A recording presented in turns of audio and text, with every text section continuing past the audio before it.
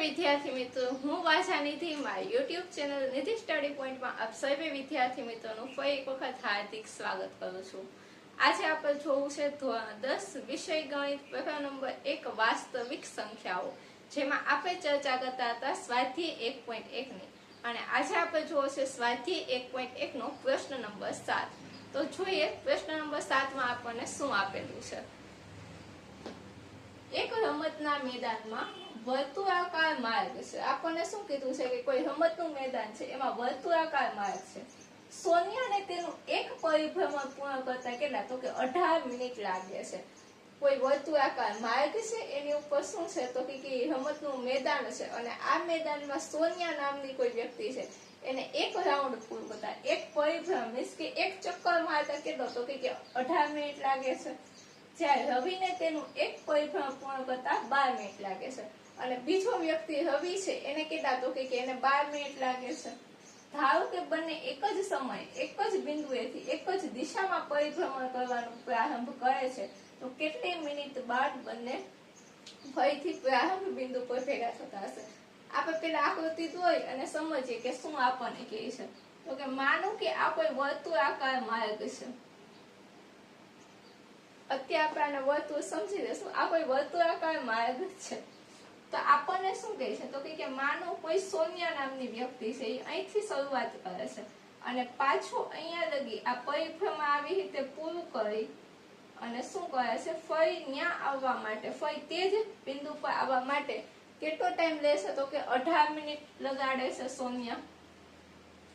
અને રવિ નામનો કોઈ વ્યક્તિ છે તે પણ અહીંથી શરૂઆત કરે છે અને પાછું અહીંયા જ આવવા માટે આવી રીતે ચક્કર પૂરું કરી અને ફરી ત્યાં આવવા માટે કેટલો સમય લે છે તો કે 12 મિનિટ લગાડે છે। બંને કેટલો અલગ અલગ સમય લગાડે છે। તો આપણને શું કીધું છે બંને એક જ દિશામાં એક જ સ્થાનેથી અહીંયાથી જ બંને શરૂ કરે છે એક જ સ્થાનેથી એક જ દિશામાં પરિભ્રમણ કરે છે। તો બંને પ્રારંભ બિંદુ એટલે કે આ જે શરૂઆતનો સ્ટાર્ટિંગ પોઈન્ટ છે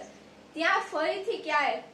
કયા સમયે ભેગા થશે તે આપણે શોધવું છે। તો જ્યારે જ્યારે તમને આવા દાખલા આપે કે બંને પ્રારંભ બિંદુએ ક્યારે ભેગા થશે ત્યારે હંમેશા યાદ રાખવાનું કે ત્યારે આપણે શું કરવાનું હોય તો કે એનો લસા શોધવાનો હોય। જ્યારે તમને એવું દાખલામાં પૂછે કે બે વ્યક્તિ છે અથવા તો બે ઘંટડી છે જે આટલા મિનિટના ગેપેથી વાગે છે તો બંને ભેગી ક્યારે વાગશે એવા પણ પ્રશ્ન પૂછે। તો આવા જ્યારે બંને સાથે બંને પ્રારંભ બિંદુએ ક્યારે ભેગા થશે એવા પ્રશ્નો પૂછે ત્યારે હંમેશા મગજમાં યાદ રાખવાનું કે આપણે શું શોધવાનું થશે લસા શોધવાનો થશે। તો અહીંયા આપણે શું કરશું 12 અને 18 નો લસા શોધશું 12 મિનિટ અને 18 મિનિટનો જે ટાઈમ આવશે ત્યારે શું હશે તો કે બંને તે સમયે ભેગા થતા હશે।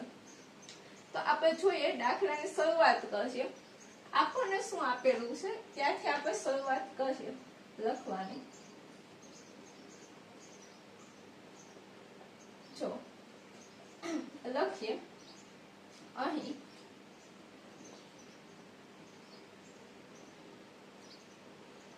બંને પ્રારંભ બિંદુએ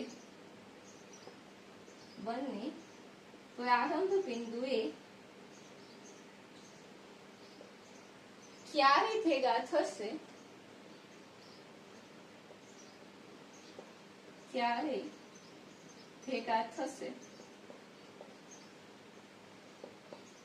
તે શોધવા શું કરવું પડશે તો કે લસા શોધવો પડશે।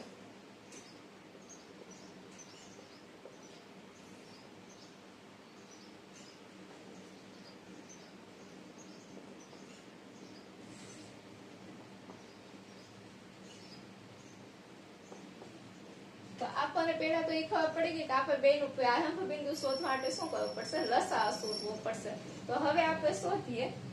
આપણને અહીંયા રકમ આપેલી છે 18 મિનિટ। તો 18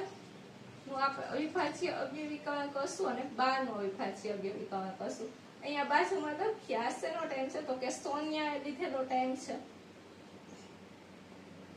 અને આ કોણે તો કે રવિએ લીધેલો ટાઈમ છે। તો 18 ના આપણે અવિભાજ્ય અવયવ પેલા પાડીએ। 18 ના અવિભાજ્ય અવયવ પાડશો એટલે શું થશે તો કે 6 ગુણ્યા 3 6 ગુણ્યા 3 એટલે કે 18 થાય। 6 6 ગુણ્યા 3 એટલે 18 થશે અને 6 ના તમે ફરી પાછા અવિભાજ્ય અવયવ પાડો એટલે શું આવશે તો કે 6 ના તમે અવિભાજ્ય અવયવ પાડશો એટલે 2 ગુણ્યા 3 એટલે 6 થશે તો અહીંયા આપણે લખીએ 2 ગુણ્યા 3 એટલે 6 અને 6 તેરી 18 એટલે આપણું અવિભાજ્ય અવયવીકરણ થઈ ગયું હવે હું આને ઘાત સ્વરૂપે લખું છું ઘાત સ્વરૂપે લખવા માટે આપણે શું કરશું તો કે 2 અને એને ગુણ્યા 3 2 વખત છે તો હું 3 નો અહીંયા વર્ગ લખી શકું તો કે હા થઈ ગયું છે આપણું અવિભાજ્ય અવયવીકરણ ત્યારબાદ આપણે જોઈએ 12 નું અવિભાજ્ય અવયવીકરણ તો 12 એટલે શું તો કે 4 ગુણ્યા 3 એટલે કે 12 અને 4 ને તમે શું લખી શકો 2 ગુણ્યા 2 લખી શકો તો અહીંયા લખું 2 ગુણ્યા 2 એટલે 4 અને 4 ગુણ્યા 3 એટલે 12 હવે જો આને પણ ઘાત સ્વરૂપે દેખાડીએ આને ઘાત સ્વરૂપે લખશું તો શું થશે તો કે 2 ગુણ્યા 2 એટલે કે 2 નો વર્ગ લખાશે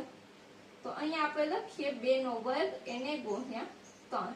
તો ચલો 2 નું અવિભાજ્ય અવયવીકરણ સૌથી પહેલા આપણે કર્યું હવે આપણને ખબર છે કે લસાઅ એટલે શું તો કે લસાઅ એટલે 2 માંથી મહત્તમ ઘાત લેવાની આમાંથી પણ સૌથી મોટી ઘાત અને આમાંથી પણ સૌથી મોટી ઘાત 2 માંથી મહત્તમ ઘાત લઈને એનો ગુણાકાર કરવાનો તો જોઈએ અહીંયા લખીએ લસાઅ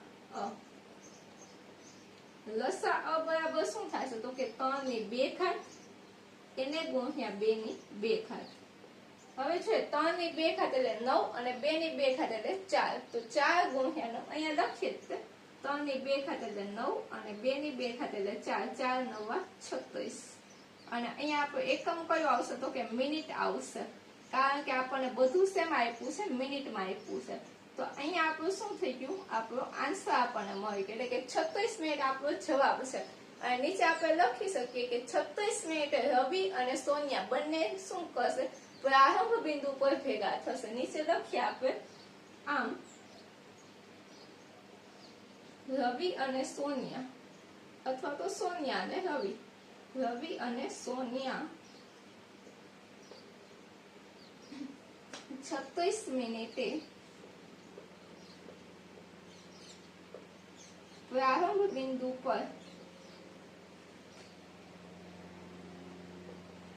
પ્રારંભ બિંદુ પર ભેગા થશે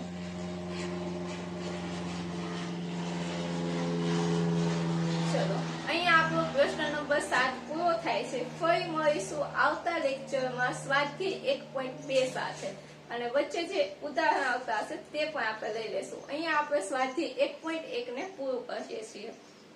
અને જો તમે ચેનલ પર નવા હોય તો ચેનલને સબસ્ક્રાઇબ કરો વિડીયોને લાઈક કરો અને તમારા અન્ય મિત્રો સુધી વિડીયોને શેર કરો આ બાબત ખૂબ અગત્યની છે જેમ તમે વિડીયોને શેર કરશો એમ અમારો ઉત્સાહ પણ વધશે તો ખાસ કરીને વિડીયોને શેર કરો અને